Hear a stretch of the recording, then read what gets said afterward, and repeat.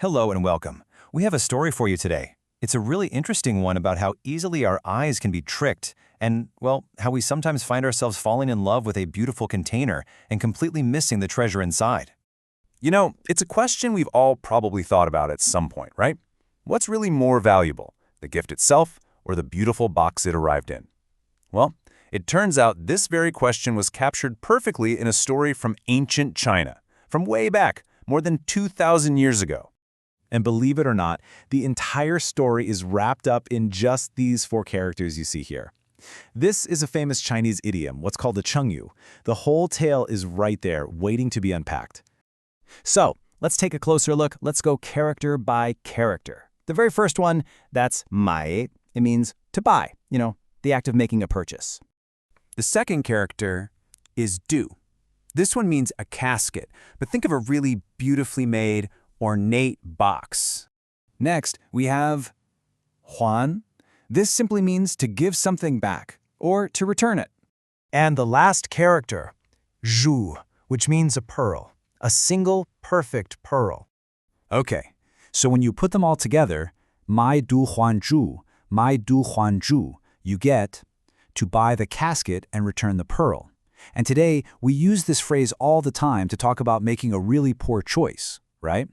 It's that moment when you get so distracted by the shiny, beautiful surface of something that you completely miss what's actually important, what's essential. All right, let's go back in time. Let's actually see where this story comes from. I want you to picture this, a super busy market in the ancient state of Zheng. A merchant has traveled all the way from another state, Chu, and he's there to sell his absolute finest pearls. But he's got a pretty clever idea about how to make them stand out.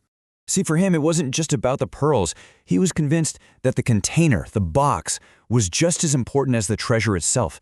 So he had these absolutely exquisite caskets made. I mean, they were true works of art. They were carved from fragrant magnolia wood, scented with spices like cassia and pepper, and just covered in jewels, pearls, jade, fine emeralds. They were just breathtaking. So the merchant sets up his stall, and pretty soon, a local man from Zheng wanders over. He just stops dead in his tracks, his eyes wide with wonder.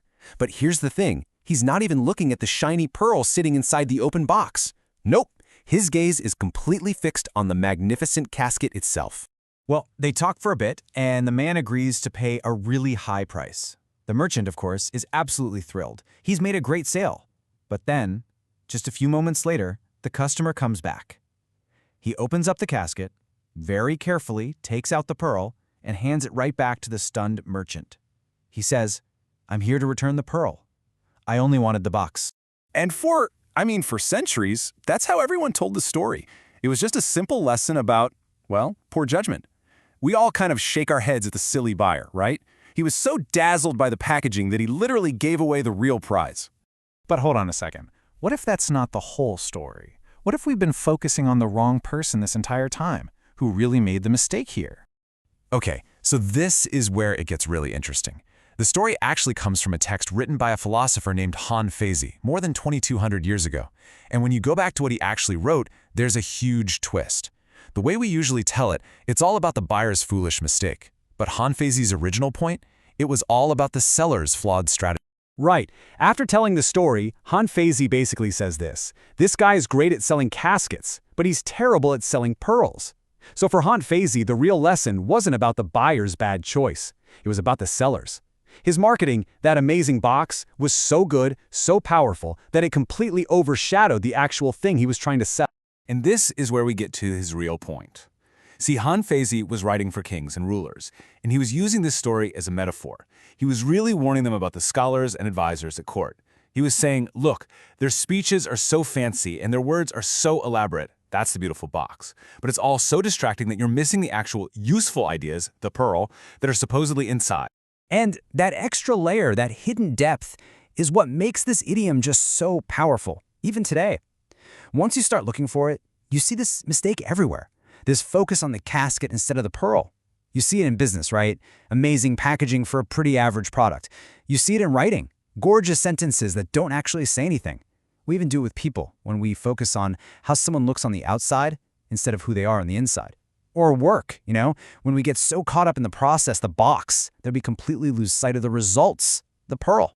So you could totally imagine hearing this in an office today. A manager might say something like, look, our new marketing campaign is beautiful. The visuals are amazing, but sales are down. I'm worried we've bought the casket and returned the pearl. It's just the perfect way to get everyone to stop and ask that really important question. Are we actually selling the pearl here, or are we just selling a beautiful, empty box? Learn Chinese one story at a time.